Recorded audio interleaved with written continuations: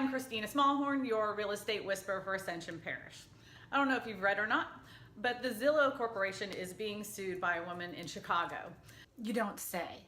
Her house was valued about $70,000 less than what she's currently selling it for, under this umbrella of a Zestimate.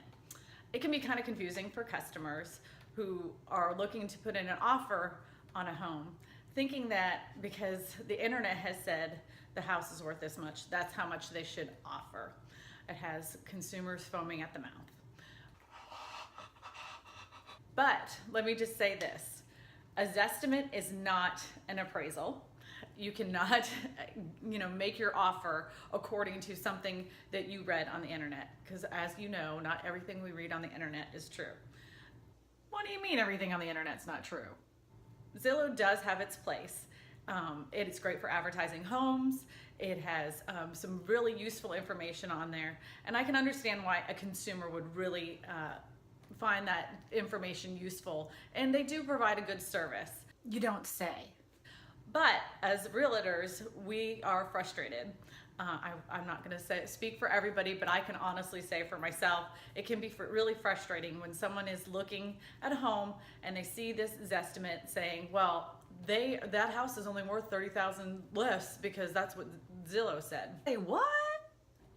I don't know how the algorithm works. I haven't figured that out. The only thing I can come up with is they put a dot in the middle of the house, and then they draw a big circle around it, and then they say, this is what the value of the house is. I can tell you that, living here in the Ascension Parish, you can have a house that is $500,000 next to a house that's on 5 acres of land in the middle of Nowhereville.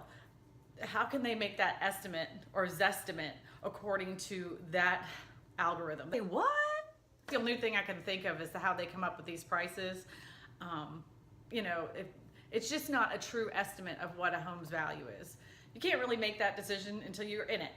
And hopefully this lawsuit will either A, get rid of the Zestimate altogether, or at least make Zillow a little bit more accountable for putting that kind of information for the consumer. What do you mean everything on the internet's not true? They have other things that are very valid. Schools, taxes, those are direct numbers, but I think this Zestimate needs to go. And I'm sure I'm not the only one that disagrees with that tool that they have on their website. You don't say. This is Christina Smallhorn, your real estate whisperer for Ascension Parish, and I'm telling you all this because you matter.